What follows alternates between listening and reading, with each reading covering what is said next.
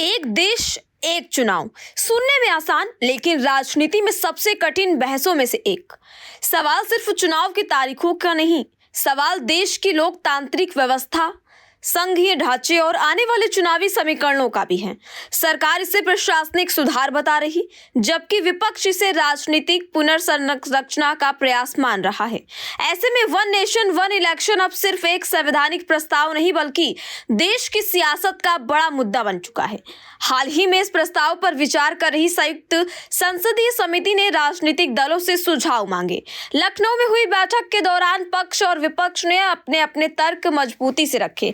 Bharatiya Janata party ने इस व्यवस्था का समर्थन करते हुए कहा कि बार बार होने वाले चुनाव देश की विकास प्रक्रिया को प्रभावित करते हैं। हर कुछ महीनों में आचार संहिता लागू होने से कई सरकारी फैसले टल जाते हैं।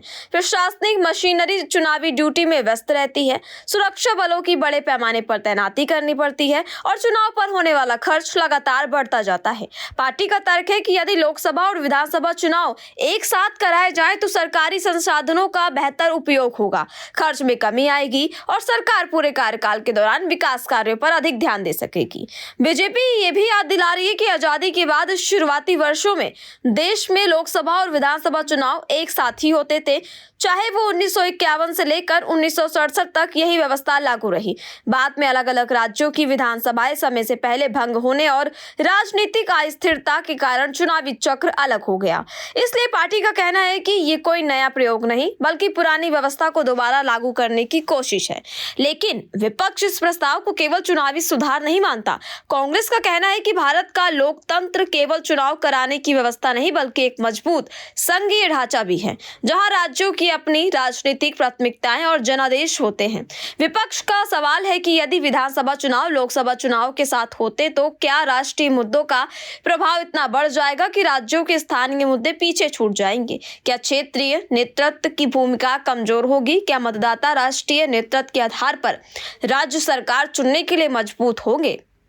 क्या मतदाता राष्ट्रीय नेतृत्व के आधार पर राज्य सरकार चुनने के लिए मजबूर होंगे? समाजवादी पार्टी समेत कई क्षेत्रीय दलों ने भी इसी चिंता को सामने रखा है। उनका कहना है कि उत्तर प्रदेश, बिहार, पश्चिम बंगाल, तमिलनाडु, तेलंगाना, पूर्वोत्तर राज्यों की राजनीतिक परिस्थितियां एक दूसरे से अलग हैं। हर राज्य के अपने सामाजिक, आर्थिक और क्षेत्रीय मुद्दे हैं। किसान, रोजगार, कानून व्यवस्था, सिंचाई, शिक्षा, स्वास्थ्य और स्थानीय विकास जैसे विषय पर विधानसभा चुनाव में अहम भूमिका निभाते हैं। अगर सभी चुनाव एक साथ होंगे तो आशंका है कि राष्ट्रीय मुद्दे और बड़े नेताओं के प्रचार के बीच स्थानीय समस्याओं पर चर्चा सीमित हो सकती है। राजनीतिक विश्लेषकों की नजर में इस बहस का एक बड़ा पहलू चुनावी गणित भी है। यदि पूरे देश में एक साथ चुनाव होते हैं तो राष्ट्रीय दलों को प्रचार संसाधनों और नेतृत्व के स्तर पर स्वाभाविक बढ़त मिल सकती है। वहीं क्षेत्रीय दलों को अपनी अलग पहचान और स्थानीय मुद्दों को प्राथमिकता से उठाने में चुनौती का सामना करना पड़ सकता है। दूसरी ओर समर्थकों का कहना है कि एक साथ चुनाव होने से मतदाताओं को बार बार चुनावी प्रक्रिया से नहीं गुजरना पड़ेगा और प्रशासनिक स्थिरता भी बढ़ेगी।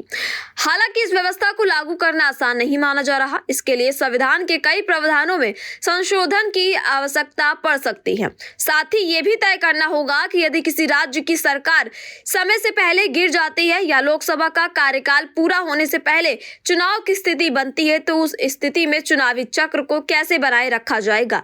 यही कारण है कि इस विषय पर कानूनी, संवैधानिक और राजनीतिक स्तर पर व्यापक चर्चा जारी है। उत्तर प्रदेश की राजनीति के संदर्भ में ये बहस और भी महत्वपूर्ण होती जाती है।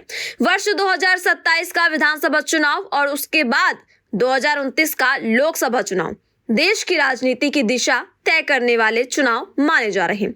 ऐसे में राजनीतिक दल इस प्रस्ताव को केवल प्रशासनिक सुधार के रूप में नहीं, बल्कि भविष्य की चुनावी रणनीति के नजरिए से भी देख रहे हैं।